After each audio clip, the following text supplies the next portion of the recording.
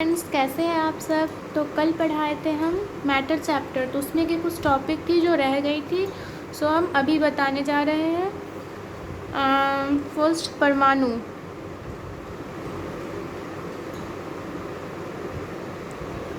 Atom. परमाणु क्या होती है? तो किसी भी पदार्थ की जो सबसे छोटी इकाई होती है उसे हम क्या कहते हैं? परमाणु कहते हैं। देखिए, किसी तत्व का वो सूक्ष्म कण जो किसी रासायनिक अभिक्रिया में भाग ले सकता है और जिसमें तत्व के सभी गुण उपस्थित रहते हैं, परमाणु कहलाता है। तो इसको हम ऐसे समझेंगे, किसी भी पदार्थ की जो सबसे छोटी इकाई होती है उसे हम परमाणु कहते हैं। ठीक है, जैसे मेरे पास एक लड्डू है। कोई कहता है जैसे मेरे पास एक लड्डू है और आप कहते हैं कि इस लड्डू के छोटे छोटे टुकड़े करने हैं, तो इतना होगा, इतना होगा, इतना होगा, इतना, लास्ट में कि ऐसा आ जाएगा जिसका टुकड़ा हम नहीं कर सकते, तो ये क्या कहलाता है? यही एटम, परमाणु कहलाता है। ठीक है, तो मतलब कोई ऐसा एक चीज़ है जिसको हम छोटा छोटा टुकड़ा करते हैं, लास्ट में एक ऐसा कंडीशन आ जाता है कि उसको हम अब छोटा नहीं कर सकते, वो सबसे छोटा कण हो जाता है, तो उसे ही हम परमाणु कहते हैं। तो परमाणु में क्या क्या होता है?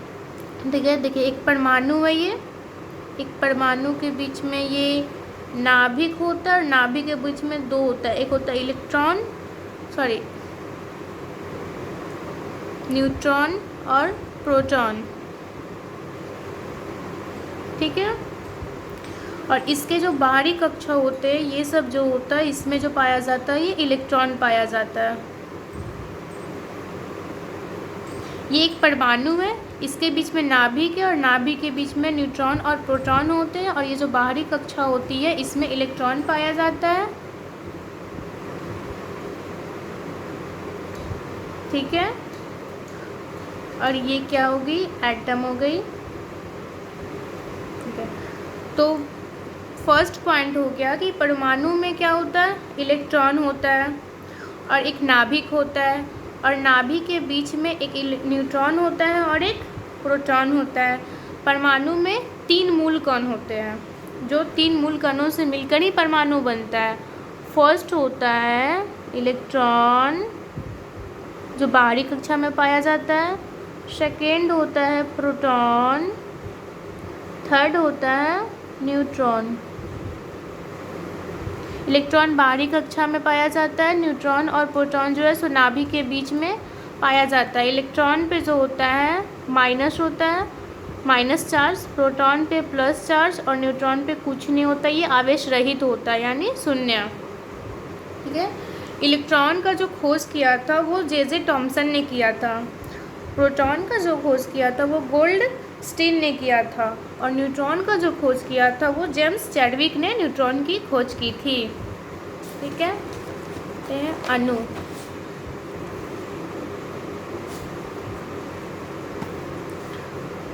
अणु यानी मॉलिक्यूल। अणु मॉलिक्यूल क्या होता है? देखिए, किसी पदार्थ का वह सूक्ष्म कण जो स्वतंत्र अवस्था में रह सकता है लेकिन रासायनिक अभिक्रिया में भाग नहीं ले सकता है। ठीक है, परमाणु में क्या होता है कि रासायनिक अभिक्रिया में भाग ले सकता है, लेकिन अणु में क्या होता है कि वो रासायनिक अभिक्रिया में भाग नहीं ले सकता है। इसको हम ऐसे समझेंगे, जब 2 या 2 से अधिक परमाणु मिल जाते हैं ना, तो उससे हम क्या होता है? अणु का निर्माण होता है। देखिए, जब एक परमाणु हो गया प्लस एक परमाणु करेंगे तो ये क्या करता है? एक मॉलिक्यूल, एक अणु बनाता है। जैसे एग्जाम्पल में लेंगे H2। ठीक है, H2H प्लस H क्या बनाया? H2 बनाया। ये क्या है? एक परमाणु है, यानी एटम है।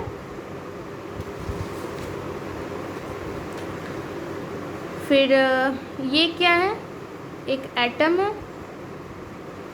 ये दोनों मिलकर क्या बनाया? मॉलिक्यूल बनाया।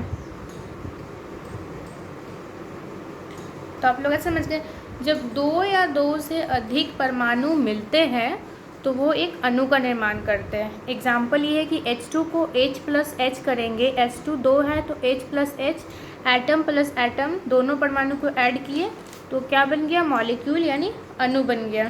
ठीक है, तो हमारा नेक्स्ट था तत्व। जो हम कल बताए थे तत्व क्या होता है, एलिमेंट्स। एलिमेंट्स कल बताए थे जो एक ही प्रकार के परमाणुओं से बनता है उसे हम एलिमेंट्स कहते हैं। ठीक है, तो फिर एलिमेंट्स को जो होता है ना, हम दो भाग में, मतलब उसको क्या कहते हैं, दो भाग में डिवाइड करते हैं। जैसे elements are classified into 2 groups according to their properties. गुणों के आधार पर जो है हम तत्वों का वर्गीकरण करते हैं। फर्स्ट होता है मेटल। मेटल मीन्स धातु।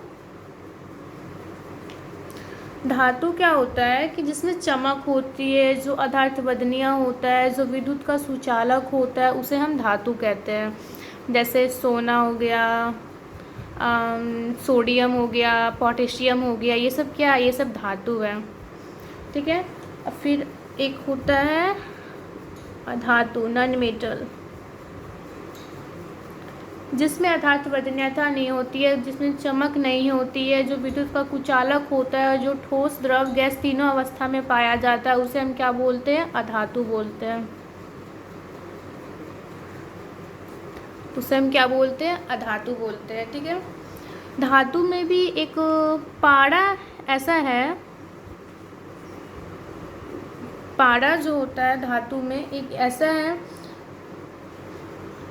तो मेटल में पारा जो होता है ना, एक अपवाद होता है जो कि एक लिक्विड होता है। अधातु जो होता है वो एक ठोस होता है, लेकिन पारा एक अपवाद में आता है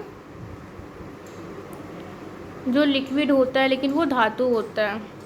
तो अब धातु समझ के, अधार्थवर्धनीयता हो, विद्युत का सुचालक हो, जो चमकता हो, उसे हम धातु कहते हैं। अधातु जो अधार्थवर्धनीयता नहीं होता है, जिसमें तन्यता नहीं होता है, जो चमकता नहीं है, जो विद्युत का कुचालक होता है, जो ठोस, द्रव, गैस तीनों अवस्था में पाया जाता है, उसे हम अधातु कहते हैं। एक होता है उपधातु, जिसमें धातु और अधातु दोनों के गुण मिक्स होते हैं, उसे हम उपधातु कहते हैं। ठीक है, तो उपधातु जो होता है वो सिलिकॉन हो गया, जर्मेनियम हो गया, तो इसे हम उपधातु कहते हैं। तो थैंक्स, आज की वीडियो मेरी यहीं पर ख़त्म होती है।